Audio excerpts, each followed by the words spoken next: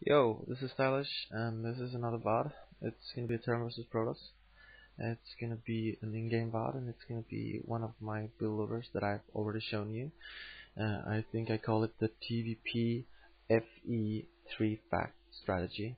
And that means I'm gonna do a fast expansion, and then I'm gonna do 3 factories pretty fast, and an early push, much earlier than he expects. And this strategy is actually made to punish the Protoss who takes his third rather quick after he sees that you have expanded. And many Protosses will do this.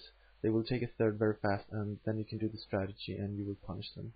However, sometimes you will get punished yourself for being so aggressive, because you're gonna move out um, without any sort of detection.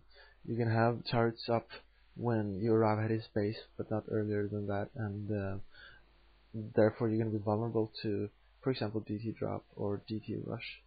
But sometimes you have to do risky strats anyway, especially in a best of 3 or in a tournament or something like that. It's good for mind games anyway.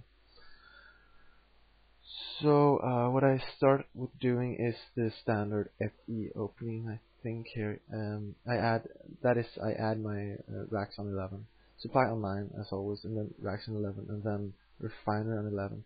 And as you can see here, I took one SCV and made the refinery actually before my SCV that popped could get to the refinery, because I'm gonna have 100 minerals a bit faster than that. So just take your SCV that popped and uh, give him the order to mine where the other SCV just left from, because all the other mining patches are going to be filled with SCVs. And that's really important in the early game, that you have one SCV on each mineral, at least when you only have 9 SCVs mining. That's really important. And I scan at a pretty normal timing. It's when the SCV pops after you start making your refinery. And that's pretty normal. And when your barrack is finished, you can add one marine directly, because then you're still gonna have minerals and obviously gas enough for making the factory, and you make the factory before you make your second supply. And you see here I add my supply to the right of my first supply, because supply is positioned together like that, even if it's above or under the other supply. If it's to the right or to the left, just to the right or just to the left, nothing is going to get through there anyway, except circlings, marines, and ghosts, I think. So that's very good, because your marine can move out, but probes cannot move in. And oh, I hate when the SV actually ends up on the other side of the wall, because then you have to lift your barrack. Be sure to look at the minimap so you don't see any red spot or something like that, so his probe won't get into your base. Anyway, usually when I do this strategy and I make an FD opening, but the FD opening with a wall in, his probe usually doesn't get into my base. And if he doesn't get into my base, if you get your second supply started building before his probe enters your base, then you don't have to make your second marine so fast. You should rather add more SCVs, so you don't have to stop any SCV production.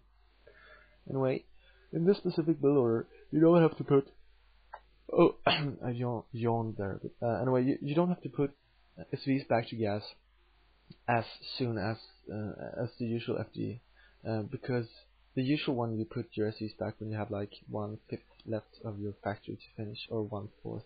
I don't know exactly how much it is there, but it's almost when the factory is finished. But in this build order, you're not gonna upgrade any mines, so basically you won't need that much gas. So usually I just wait for my factory to actually finish, and then I put 2 more SVs into the refinery.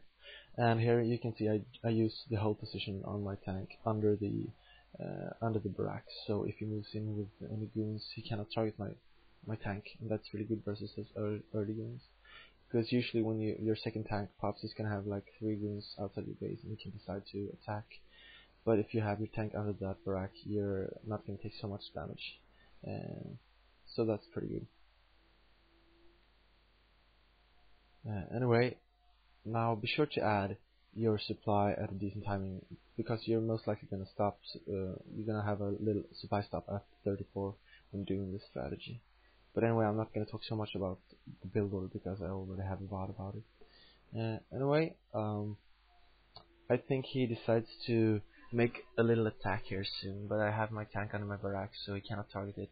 And I think he thinks that I actually made a vulture after my first tank, so he can only see one tank, and he charges, and I think he loses a goon or something like that. He has 4 goons here. He think I only have 1 tank, but I actually have 3 right now. And be sure to move back your tank like that. Yeah, exactly like that, and die. Make sure to die 1 tank like that. It's really good. No, but actually, when he attacks, he wants to snipe your tanks. So just the tank has longer range than the goons. So make the tank shoot once and then move back. So his goons have to run after the tank to actually hit it. Because if the goons run, they're obviously not going to shoot, and your marine is going to stand there and just shoot them at the whole time. So they're going to take a lot of extra damage while trying to chase your tanks. And if some of your tanks get hurt in the beginning like this, it's really important that you take 1 or 2 SVs to repair them, because especially in this build order, those tanks are going to be really important. So when I have 4 tanks, I'm going to move out, but now I only have 3 tanks because obviously I died 1 tank. Also be sure to make vultures and supplies, so don't get supply stop here, because this timing is really crucial. Anyway, what I'm hoping right now is that he has taken his third, because then it's going to be really hard for him to defend this push. And my E-base is going to be up in time to make turrets right outside his base.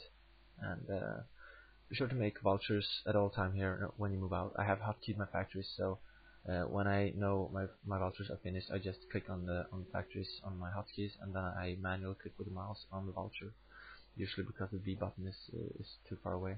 Oh, here he get mine on my tanks, and that's really good. So instead of making turrets, I'm actually repairing my tanks. And what I see here is that he has actually not taken his third. He just went to 2 base build with 2 gateways and massing up goons. So I was in a bit of a disadvantageous position there, because 2 gate and 2 base just mass goons is really a good counter to this build order.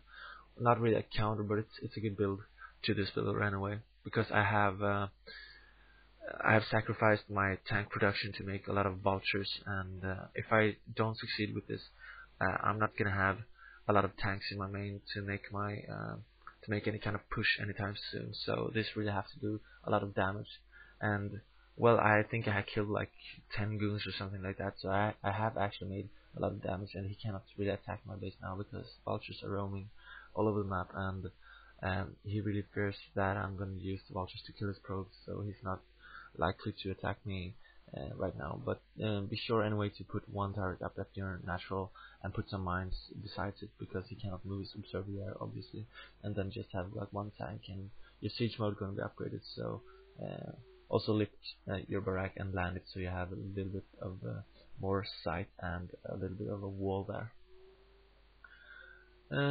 So from here, I think actually the strategy failed a little bit here, because he didn't do the 3 base. So right now he's a bit ahead economically, I think. Especially since I don't have any tanks. I kept making a lot of vultures, so I just tried to have those vultures to keep to maintain map control. And you can see I added my factories in a way that I cannot add any more machine shop. And that's really bad. So I lift one of those factories in a position where I can add a second machine shop. So don't place all your factories like that when you play this strategy. Anyway, what I do here is, since I have map control and since I know I won't win this game anytime soon, I add a double engineering, a double armory, and also start adding my third command center in my natural really fast to take my third, because the Protoss is most likely gonna take his third after he survives the first attack there. And then you have to be sure to keep up with his economy, and that's why you take your third that fast. And before you lift it down and land it on the position, you should have already started making turrets. and keep roaming the map with vultures. Just make sure that he knows that you have vultures on the map, and he has to protect his probes. Because if he has to protect his probes, he cannot attack. And that will give you time to siege up and get your tanks in proper position. Anyway, here I charge in, and I hope that his goons are in a bad position, but they're actually in a pretty good position. So I just charge in there, and I see that it's too late to actually go back, and I just try to target as many probes as possible. And in this example, I think it wasn't really successful. But if you get like 8 or 9 probes or something like that with like 6 or 7 vultures, it's usually worth it. But anyway, now I lost. Oh, I'm so tired. I lost all those vultures. So usually a Protoss player, when noticing that I lose that many vultures, he's gonna punish me by doing a timing attack before I get too many tanks or too much defense up at my third. And that's usually what's gonna happen. And I think that's what happens this game as well. And then it's really important that you try to micro during that attack. Don't just sit there. When he rushes in, pull all your SCVs from the expansion and make a little SCV wall. And be sure to already have placed some mines to prepare for that battle. And then just take your vultures, go back to your tanks, press hold position, so they will deal with any sellouts, and then select your tanks and spam shift attack on his goons, because otherwise they're gonna do splash damage on your tanks, and your tank's gonna die real fast. As you can see here, I do this now. When he attacks, he also has to shuffle. So I move my SCVs to make the SCV wall. I have my vultures already in place, hold position, and I have my siege tanks with shift attack click on his goons. And I take my tanks and attack his goons, and then directly I go back to macro, because these are the kind of situations where you usually forget to macro. But it's really important that you keep macro during battles like this, because he will most likely be able to reinforce this attack. Because I'm not trying to say that it's imbalanced or anything like that, but usually Protoss race is a bit easier to macro, especially in these kind of fights where he hasn't got any arbiters or high templars or anything like that requires a lot of micro skills. He can just 1A, 2A, 3A basically, and then go back to macro in these kind of attacks. Of course he has to macro a little bit, but anyway. So I managed to defeat the attack, and then also be sure to add your starport in a decent time, so you can start your 2-2 upgrades. Anyway, I survived that attack, but I didn't really have so much units left anyway, so I couldn't like just unsiege and move to his main, because if he attacks and he gets like totally raped by my army, then just unsiege and go with every unit to his main, I mean his closest expansion, and just siege up there and eliminate it. But this time I couldn't do that, so instead I just sieged up in my expansion, and I took the vultures to roam the map again and to distract him and to attack his new made at Nexus there. And that I do because I want his units to go up there and try to defend it, so I will have some time to move my units. So simultaneously I move my units at a timing where my 1-1 upgrades will be finished when I get there, and he won't be able to intercept me before I actually get my tanks in position, because his units were looking for my vultures that I had on the other side of the map. So that's a really good thing to do with the vultures. It's pretty common actually that you lure his units to a location, so you can start to push at a much closer distance than otherwise. Also be sure to put some tanks close to cliffs and stuff like that, because then he cannot surround you, and that's really good.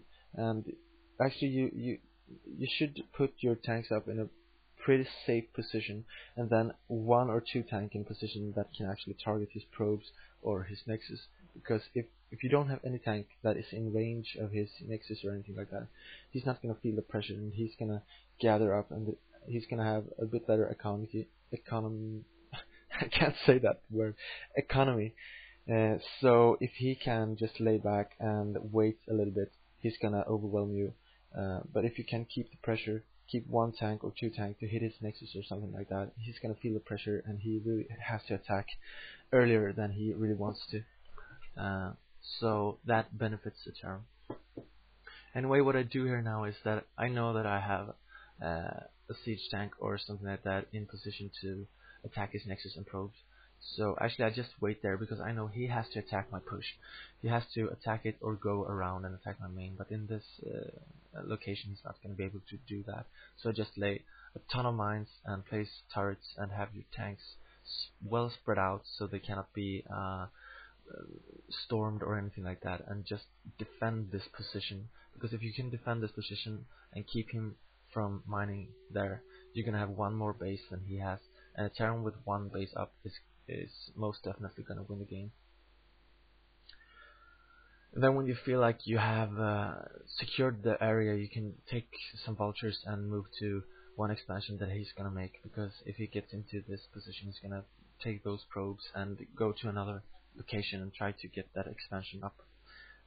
So basically if you take your vultures and go to that position, he has to split up his units, and then you can move in even further and cut his main off in half.